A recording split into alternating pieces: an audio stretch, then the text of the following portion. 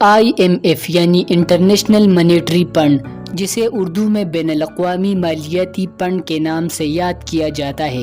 IMF اقوام متحدہ کا ایک ذیلی ادارہ ہے۔ جس طرح اقوام متحدہ کے ہر ادارے کا اپنا ایک مخصوص کام ہوتا ہے، جیسے کوئی بچوں کی بہبود کو دیکھتا ہے تو کوئی عالمی غذائی ضروریات کو، تو کوئی مہاجرین کو، بالکل اسی طرح IMF بھی ایک مخصوص شعبے کو دیکھتا ہے اور وہ ہے ملکوں کی معیشت۔ اس کا ہیڈ کوارٹر واشنگٹن میں ہے اور اس کی بنیاد 1922 میں رکھی گئی اور یہ 1925 میں باقاعدہ وجود میں آیا اور باقاعدہ کام شروع کیا۔ ابتدائی طور پر اس کی ارکان کی تعداد 29 تھی، جبکہ اس وقت ممبران کی تعداد 189 ہے۔ پاکستان میں IMF کے بارے میں عوامی تصور یہ پایا جاتا ہے کہ یہ کوئی بہت ہی ظالم قسم کا ادارہ ہے جو ملکوں کو قرض دے کر اپنے پنجے میں جکڑ لیتا ہے اور پھر ان سے اپنی مرضی کے کام کرواتا ہے۔ ایسا بالکل نہیں۔ ہاں، اس حد تک بات ضرور درست ہے کہ IMF قرضوں کے ساتھ شرط لگاتا ہے جن پر آگے جا کر بات ہوگی، لیکن حکمرانوں سے کرپشن کروانا، ملک کا پیسہ چوری کر کے بیرون ملک جائیداد خریدنا، سیاسی مخالفوں کو قتل کروانا اور کردار کشی کروانا، جھوٹ، دھوکہ، فریب، ملاوٹ، غذائی اجناس کی مصنوعی قلت، اس سے IMF کا دور دور تک کوئی واسطہ نہیں۔ بین الاقوامی تجارت میں ہوتا یہ ہے کہ ہر ملک اپنی کچھ چیزیں دوسرے ممالکوں کو بیچتا ہے اور اس طرح جو زر مبادلہ کماتا ہے اس سے چیزیں خریدتا ہے۔ اگر ملک زیادہ چیزیں بیچتا ہے اور کم خریدتا ہے تو اسے ٹریڈ سرپلس یا تجارتی اضافہ یا کمائی کہا جاتا ہے، یعنی اس ملک کے لیے مثبت علامت ہے۔ اس طرح اگر ملک زیادہ چیزیں خریدتا ہے اور کم بیچتا ہے تو اسے ٹریڈ ڈیفسٹ یا تجارتی خسارہ کہا جاتا ہے۔ یاد رکھیں کہ پاکستان کو ہمیشہ تجارتی خسارے کا سامنا رہا ہے۔ مسلسل تجارتی خسارے کا مطلب یہ ہے کہ ملک پر ایک وقت ایسا آ جائے گا کہ اس کے پاس بیرونی دنیا سے کچھ خریدنے کے لیے زر مبادلہ نہیں ہوگا۔ ایسی صورتحال سے بچنے کے لیے اقوام متحدہ کا یہ ادارہ بنایا گیا ہے کہ جب ممالکوں کے پاس کوئی اور چارہ نہیں رہے گا تو پھر وہ IMF سے قرضہ لے کر وقتی طور پر اپنا کام چلا لیتے ہیں۔ اب یہاں دو اہم سوال پیدا ہو سکتے ہیں جو اکثر لوگ گفتگو کے دوران پوچھتے ہیں اور پھر جواب نہ پا کر ایسے سر ہلاتے ہیں جیسے IMF کو رنگی ہاتھوں پکڑ لیا ہو۔ IMF کے پاس پیسہ کہاں سے آتا ہے؟ دنیا کی دوسری ممالکوں کو کیا ضرورت پڑتی ہے کہ وہ غریب ملکوں کی مدد کرے؟ بالخصوص یہودی اور عیسائی مسلمانوں کی مدد کیوں کرتے ہیں؟ پہلے سوال کا جواب یہ ہے کہ IMF میں رکن ممالک اپنا اپنا حصہ ڈالتے ہیں جسے کوٹا کہا جاتا ہے، اور یہ حصہ اس ملک کی معیشت پہ انحصار کرتا ہے، یعنی جتنی بڑی معیشت اتنا بڑا حصہ۔ تاہم اگر ضرورت پڑے تو IMF کوٹے کے علاوہ رکن ممالک یا دیگر اداروں سے بھی قرض لے سکتے ہیں۔ دوسرے اہم سوال کا جواب یہ ہے کہ آپ کا شک اپنی جگہ بالکل درست ہے۔ دنیا کو اس سے کوئی فرق نہیں پڑتا کہ آپ جیے یا مرے، وہ صرف اس لیے مدد کر رہی ہے تاکہ آپ ان کی موت کا سبب نہ بنے۔ اس کی مثال ایسی ہے جیسے آپ کے گھر میں آگ لگی ہو اور دو گھر دور آپ کا ایک ایسا پڑوسی جس کے ساتھ آپ کی دشمنی ہے آگ بجھانے کے لیے آ جائے تاکہ یہ آگ اس کی گھر تک نہ پہنچے۔ دنیا کی معیشت زنجیر کی طرح ہے جس میں ہر ملک کی معیشت ایک کڑی ہے۔ ایک کڑی ٹوٹنے کا مطلب ہوتا ہے زنجیر کا ٹوٹنا۔ ایک ملک کی معیشت کی ناکامی کیسے عالمی معیشت کے لیے خطرہ ہو سکتی ہے؟ یہ ایک انتہائی پیچیدہ معاملہ ہے، لیکن یہاں اس کو سادہ طریقے سے سمجھنے کی کوشش کرتے ہیں۔ جب ایک ملک دیوالیہ ہو جاتا ہے تو وہ نہ تو دوسرے ملکوں کو قرضوں کی ادائیگی کر سکتا ہے نہ مزید کچھ خرید سکتا ہے۔ جب قرض ادا نہیں کرے گا تو جن کا قرضہ واپس کرنا تھا، ایک تو وہ سارے ممالک براہ راست متاثر ہوں گے۔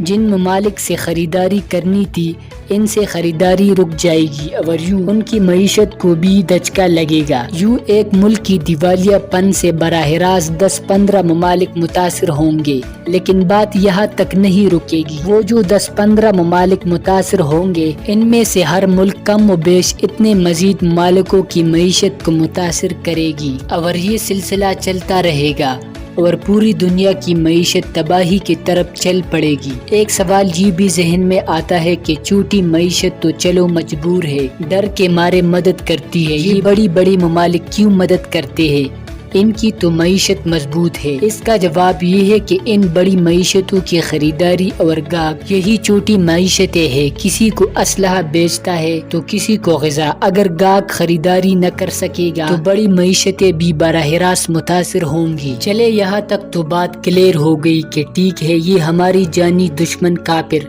اپنی جان بچانے کے لیے مدد کر رہے ہیں، ہماری کوئی فکر نہیں۔ لیکن یہاں ایک سوال اور لوگ کرتے ہیں کہ اگر IMF ہمارے ملکوں پر قبضہ نہیں کرنا چاہتا تو پھر قرضوں کے ساتھ اتنی شرطیں کیوں عائد کر دیتا ہے؟ دیتا تو قرض ہی ہے، کوئی خیرات تو نہیں، اور قرض ہم نے واپس بھی کرنا ہوتا ہے۔ اس کی مثال یوں سمجھ لیجئے کہ آپ کا ایک دوست آپ کے پاس آتا ہے کہ جی بچہ بیمار ہے، علاج کے لیے ادھار پیسے چاہیے۔ آپ پیسے دے دیتے ہیں، کچھ دیر بعد آپ جا رہے ہیں کہ راستے میں دیکھتے ہیں کہ آپ کا وہی دوست ناچنے والوں پر انہی نوٹوں کے ویلے کر رہا ہے اور پیسے پھینک رہا ہے۔ اب آپ جب اسے منع کرتے ہیں تو جواب میں وہ کہتا ہے کہ میاں ادھار دیا تھا، خیرات نہیں، اس لیے چپ کر کے اپنا راستہ ناپو۔ آپ کو کیسا لگے گا اور آئندہ کیا کریں گے؟ یا تو قرض دیں گے نہیں، اگر مجبوری اسے قرض دیں گے تو اس قرض کے ساتھ شرط لگائیں گے تاکہ قرض کی رقم ضائع نہ ہو اور مقروض اس قابل ہو کہ وقت آنے پر قرضہ واپس کر سکے۔ بالکل یہی کچھ IMF کرتا ہے مقروض ممالک کے ساتھ۔ چونکہ ہماری سیاستدان ان قرضوں کو مطلوبہ مقاصد کے بجائے اپنے ذاتی مفاد کے لیے استعمال کرنا شروع کر دیتے ہیں، اس لیے IMF شرط لگا دیتا ہے۔ IMF کس قسم کی شرائط لگاتا ہے اور ان کا مقصد کیا ہوتا ہے؟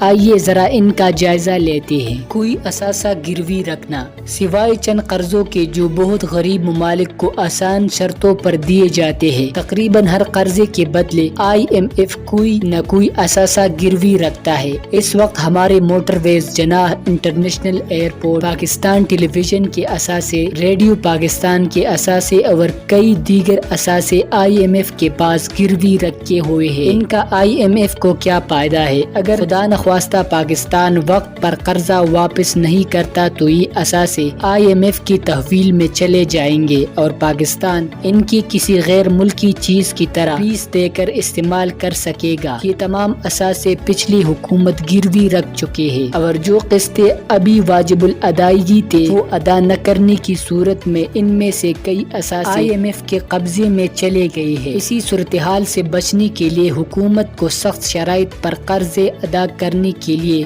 مزید قرضہ لینا پڑا۔ اخراجات میں کمی IMF کی دوسری شرط اخراجات میں کمی کی ہوتی ہے۔ ہماری اخراجات سے انہیں کیا تکلیف ہے؟ بھلا وہ کون سے ہمارے مامے چاچے ہیں؟ در حقیقت انہیں کوئی فرق نہیں پڑتا کہ ہم کیا کر رہے ہیں، وہ صرف چاہتے ہیں کہ ہم عیاشی میں اتنے پیسے نہ اڑا دیں کہ جب قرضہ واپس کرنے کا ٹائم آئے تو ہمارے پاس کچھ نہ ہو۔ ملکی کرنسی کی قدر میں کمی ملکی کرنسی کی قدر میں کمی اس لیے کروائی جاتی ہے تاکہ کرنسی کی قیمت زیادہ رکھنے کے لیے قیمتی زر مبادلہ استعمال نہ کیا جائے۔ عموماً سیاستدان حکومت کے اختتام سے کچھ عرصے پہلے قومی خزانے سے بے پناہ پیسے لوٹا کر معیشت کو ایک مصنوعی رنگ روپ دے دیتے ہیں۔ ڈالر کو کم کر دیا جاتا ہے، تیل، گیس اور غذائی اجناس پر ٹیکس کم کر کے یا سبسڈی دی جاتی ہے، سب اچھا دکھایا جاتا ہے اور پھر الیکشن مہم میں کہا جاتا ہے کہ دیکھو معیشت اڑ رہی ہے، بس ہمیں پالیسیوں کی تسلسل کے لیے ایک بار پھر حکومت چاہیے اور اگر ایسا نہ ہوا تو ملک تباہ ہو جائے گا۔ پھر جب نئی حکومت آتی ہے اور وہ ان چیزوں کو روکتی ہے تو پچھلی حکومت کے ارکان بھی یہی کہتے ہیں کہ دیکھو معیشت کا بیڑا غرق کر دیا، حالانکہ یہ سب کچھ ایک منصوبہ بندی کے تحت انہی کا کیا دھرا ہوتا ہے۔ تجارتی آزادی IMF تجارتی آزادی کی شرط لگاتا ہے۔ یہ ان خفیہ ہتھیاروں میں سے ایک ہے جن سے دنیا کی معیشت تباہ کر دی گئی ہے اور ان پر باقاعدہ طور پر قبضہ جما لیا گیا ہے۔ دراصل غریب ممالک امیر ممالکوں کے لیے اچھی منڈیاں ہیں جہاں ان کا مال بکتا ہے۔ اگر غریب ممالک آزادانہ تجارت کی راہ میں رکاوٹ کھڑی کریں گے اور دوسرے ممالکوں کو اپنی منڈی تک رسائی نہیں دیں گے تو اس سے ان کی معیشت متاثر ہوگی، لیکن یہ اس کی منفی سائڈز ہے۔ مثبت سائڈ یہ ہے کہ آپ کو بھی دوسرے ممالکوں کے لیے منڈیوں تک رسائی ملتی ہے اور آپ بھی اپنی چیزیں دوسرے ملک کو بیچ سکتے ہیں اور اپنی زر مبادلہ کی پوزیشن کو بہتر کر سکتے ہیں۔ بجٹ کو متوازن کرنا۔ IMF کی ایک شرط متوازن بجٹ بھی ہے۔ ملک کا بجٹ حقیقت پسندانہ ہو اور اپنے اہداف پورے کرے۔ بجٹ میں خسارہ بالکل نہ ہو یا کم دے کم ہو۔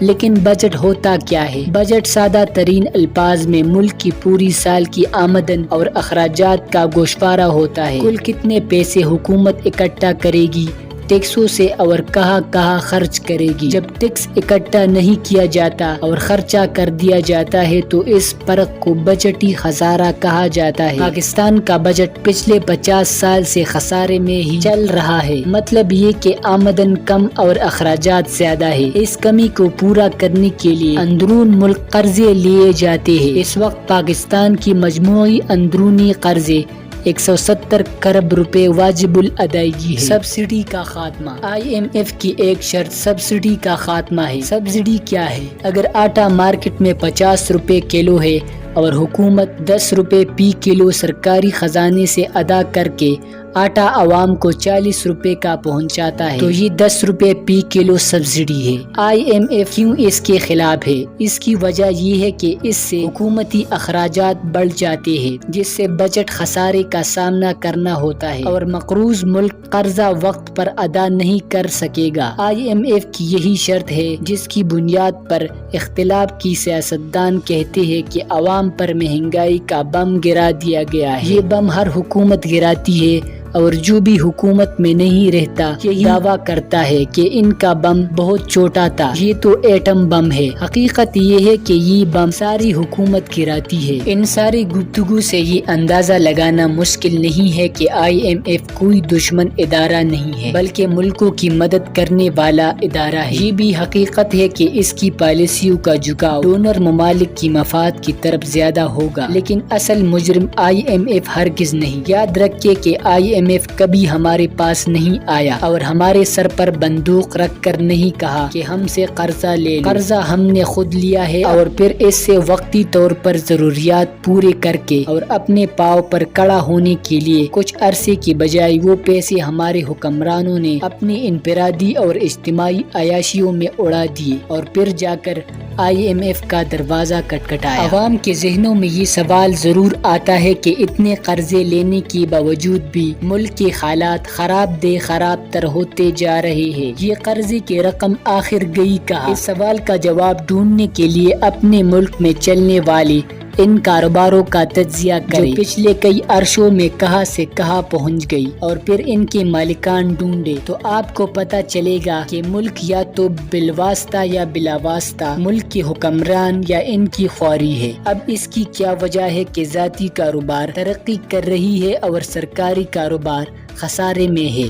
خسارے کی رقم کہاں جا رہی ہے؟ آپ سمجھ چکے ہوں گے۔ بہت سی برائیوں میں IMF کا ہاتھ ہو سکتا ہے، لیکن یقین کیجئے لیموں کی قیمت بڑھانے میں IMF کا کوئی کردار نہیں۔ ہم سب چور ہیں اور موقع کی انتظار میں ہوتے ہیں کہ کب اپنے لوگوں کی جیبیں کاٹے۔ کسان آج بھی لیموں 50 روپے کلو کے حساب سے منڈی میں بیچتا ہے۔ جب آپ 400 روپے کلو خریدتے ہیں تو 350 کہاں جاتے ہیں؟ حق حلال کمانے والے حاجی، نمازی اور مفتی نظر آنے والے کاروباری کی جیب میں۔